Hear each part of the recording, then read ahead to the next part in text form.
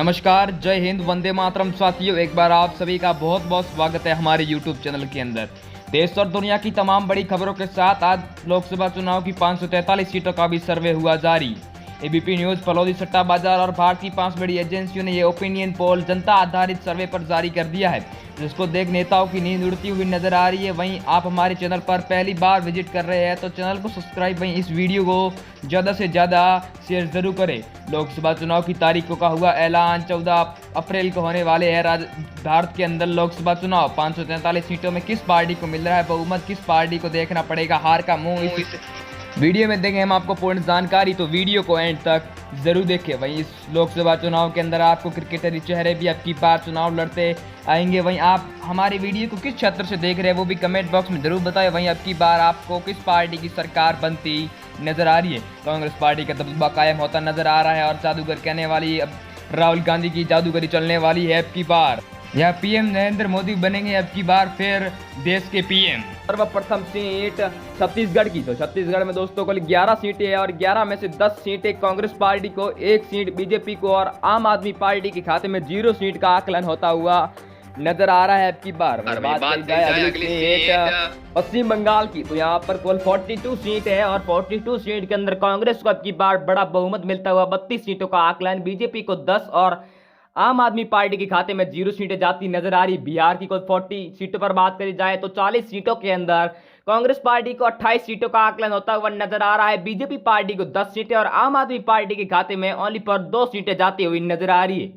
महाराष्ट्र की कुल 48 सीटों पर बात करी जाए तो यहाँ पर फिर कांग्रेस पार्टी आगे चलती नजर आ रही है। कांग्रेस को 28 सीटों का आकलन, बीजेपी को 20 सीटें और आम आदमी पार्टी के खाते में 0 सीटों का आकलन होता हुआ दिखाई दे रहा है।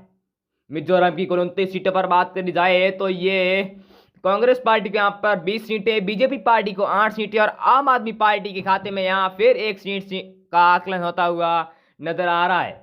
पंजाब राज्य की कुल 13 सीटों पर बात करी जाए तो यहाँ पर कांग्रेस पार्टी को बड़ा बहुमत मिलता हुआ 11 सीटों का आकलन, नेताओं की नींद उड़ती हुई नजर आ रही है और बीजेपी पार्टी को 1 और आम आदमी पार्टी के खाते में भी 1 सीट जाती नजर आ रही है। कर्नाटक की कुल 28 सीटों पर बात करी जाए तो 28 में से बीजेपी पार्टी को 10 सीटें, कांग्रेस पार्टी को 17 सीटें और आम आदमी पार्टी के खाते में 1 सीट का आकलन होता हुआ नजर आ रहा है। अब की बार बात करी जाए दोस्तों अगली सीट तेलंगाना की कुल 17 सीटों पर, तो 17 सीटों में से बीजेपी पार्टी को 7 सीटें, कांग्रेस पार्टी को 10 सीटें और आम आदमी पार्टी के खाते में 0 सीट का आकलन होता हुआ नजर आ रहा है। अब की बार वहीं बात करी जाए अगली सीट दिल्ली की, दिल्ली में दोस्तों को 7 सीटें, 7 सीटों में से कांग्रेस पार्टी को बड़ा ही बहुमत मिलता हुआ नजर आ रहा है। 5 सीटें कांग्रेस पार्टी को, 2 सीटें बीजेपी पार्टी को और आम आदमी पार्टी के खाते में 0 सीट का आकलन होता हुआ नजर आ रहा है। मध्य प्रदेश की कुल 29 सीटों पर बात करी जाए तो 29 में से 13 बीजेपी पार्टी को, 14 कांग्रेस पार्टी को, यहाँ पर फिर कांग्रेस पार्टी आगे चलती नजर आ रही है। आम आदमी पार्टी के खाते में 1 सीट का आकलन होता हुआ नजर आ रहा है। केरल की कुल 20 सीटों पर बात करी जाए तो 20 में से 17 सीटें यहाँ पर ये कांग्रेस को बड़ा ही ऐतिहासिक जीत हासिल होती नजर आ रही है। 17 सीटें कांग्रेस पार्टी को, 3 सीटें बीजेपी पार्टी को और आम आदमी पार्टी के खाते में 0 सीटें। गुजरात की कुल 25 सीटों पर बात करी जाए तो यहाँ पर 25 सीटों में से कांग्रेस यहाँ पर पीछे नचती नजर आ रही है। 7 सीटें कांग्रेस को, यहाँ पर बीजेपी का गढ़ है, यहाँ पर बीजेपी को 18 सीटों से जीत हासिल होती नजर आ रही है। जम्मू कश्मीर की कुल 6 सीटों पर बात की जाए तो 6 में से कांग्रेस पार्टी को यहाँ पर 4 सीटें, बीजेपी पार्टी को 2 सीटें और आम आदमी पार्टी के खाते में 0 सीटों का आकलन होता हुआ नजर आ रहा है। अब की बार वहीं बात करी जाए दोस्तों अगली सीट उत्तराखंड की कुल 5 सीटों पर, तो 5 में से बीजेपी पार्टी को 2 सीटें, कांग्रेस पार्टी के खाते में 3 सीटें और आम आदमी पार्टी के यहाँ पर फिर 0 सीटों के आकलन होता हुआ नजर आ रहा है। इस बार राजस्थान की कुल 25 सीटों पर बात की जाए तो 25 में से 17 सीटें कांग्रेस पार्टी को अकेले को प्राप्त होती नजर आ रही है। वहीं बीजेपी पार्टी को 7 सीटें और आम आदमी पार्टी के खाते में श्रीगंगानगर की लगभग 1 सीट जाती नजर आ रही है।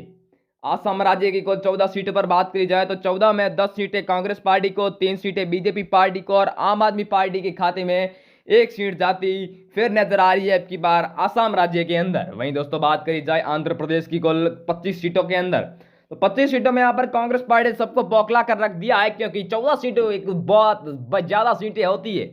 10 सीटें बीजेपी पार्टी को और 1 सीट आम आदमी पार्टी को। त्रिपुरा की कुल 2 सीटों पर बात की जाए तो यहाँ पर दोनों को समांतर सीटों का आकलन होता हुआ नजर आ रहा है, यानी बीजेपी पार्टी को 1 सीट और कांग्रेस पार्टी के खाते में अभी 1 सीट जाती नजर आ रही है। आम आदमी पार्टी के खाते में 0 सीटें। हरियाणा राज्य की कुल 10 सीटों पर बात करी जाए तो 10 में से बीजेपी पार्टी को 4 सीटें, कांग्रेस पार्टी को 6 सीटें और आम आदमी पार्टी के खाते में 0 सीटों का आकलन होता हुआ नजर आ रहा है। अब की बार बात करी जाए दोस्तों अगली सीट मणिपुर की कुल 2 सीटों पर, तो 2 में से यहां पर बीजेपी पार्टी और कांग्रेस पार्टी दोनों ही टक्कर में चलती हुई नजर आ रही है, यानी कि दोनों को समांतर सीटों का आकलन हुआ है। बीजेपी पार्टी को 1 सीट और कांग्रेस पार्टी के खाते में भी 1 सीट। बात करी जाए उत्तर प्रदेश की कुल 80 सीटों पर, तो 80 में से यहां पर बीजेपी का गढ़ माना जाता है उत्तर प्रदेश। यहां पर बीजेपी पार्टी को 40 सीटें, कांग्रेस पार्टी को 32 सीटें और आम आदमी पार्टी के खाते में 8 सीटें जाती हुई नजर आ रही है। अरुणाचल प्रदेश राज्य की कुल 2 सीटों पर बात की जाए तो यहाँ पर 2 की 2 कांग्रेस पार्टी को मिलती नजर आ रही है। बीजेपी को 0 सीट और आम आदमी पार्टी के खाते में भी 0 सीटें जाती नजर आ रही है। अब की बात करी जाए अगली सीट ओडिशा राज्य की, तो ओडिशा राज्य में यहाँ पर कुल 21 सीटें और 21 सीटों के अंदर बीजेपी पार्टी को 7 सीटें और कांग्रेस को 11 सीटें और आम आदमी पार्टी के खाते में 1 सीट गई है। मेघालय राज्य की कुल 2 सीटों पर बात करी जाए तो 2 में से 2 की 2 कांग्रेस पार्टी को प्राप्त हुई है। मिलते हैं अगली वीडियो में, तब तक के लिए जय हिंद जय भारत।